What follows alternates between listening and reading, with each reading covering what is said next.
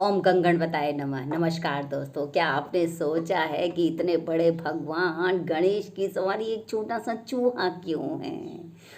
इतने सारे देवी देवताएं हैं, उनके एक से बढ़कर एक सवारी हैं।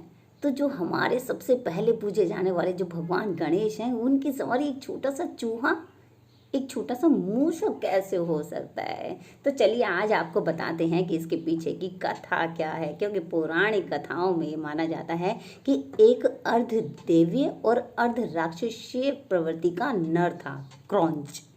तो ये जो क्रौंच है वही ये जो है मूषक बनता है। लेकिन क्रौंच से लेके मूषक तक की स्टोरी क्या है, ये आपको आज हम बताते हैं। तो क्या हुआ था कि इंद्र भगवान ने एक बार अपनी सभा में सभी मुनियों को बुलाया था।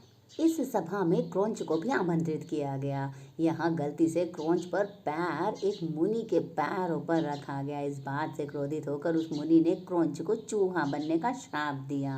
क्रौंच ने मुनि से क्षमा मांगी, पर वो अपना श्राप वापस नहीं ले पाए।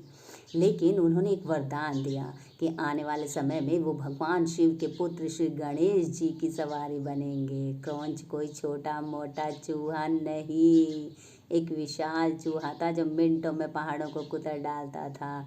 इसका आतंक इतना था कि वन में रहने वाले ऋषि मुनि को भी बहुत परेशान किया करता था।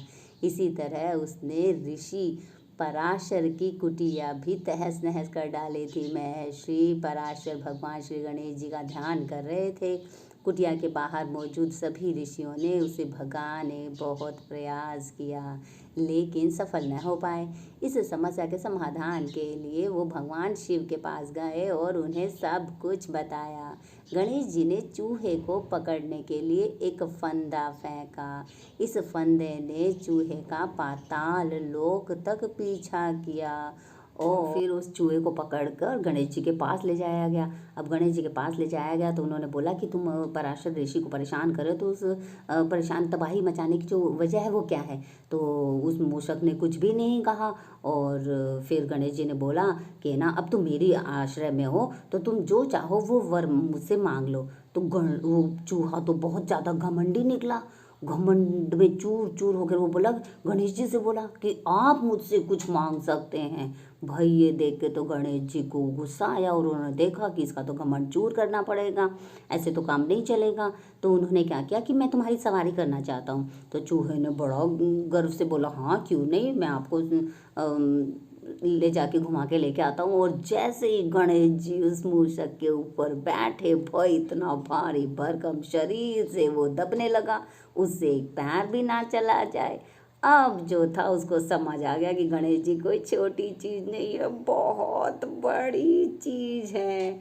तो उन्होंने जो है गणेश जी से क्षमा याचना की और बोला, गणपति बापा आप मुझे माफ़ करें और आप मुझे अपने आश्रय में ले लीजिए, और आज से जो है मैं ही आप ही मेरे ऊपर बैठेंगे। और उनके गणेश जी का जो चमत्कार था उस मूषक को समझ आ गया। तो गणेश जी जो हमारे, तो दोस्तों जो गणेश जी हैं हमारे बहुत बहुत बहुत पावरफुल हैं। वो उनके पास सद्बुद्धि है, रिद्धि सिद्धि है, शुभ लाभ है उनके पास।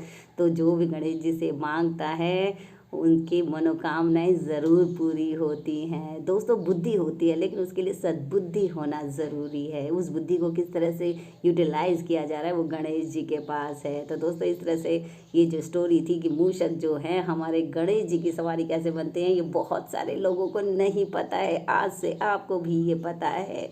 तो दोस्तों खुश रहिए और रोज़ नया कुछ सीखते रहिए। नमस्कार।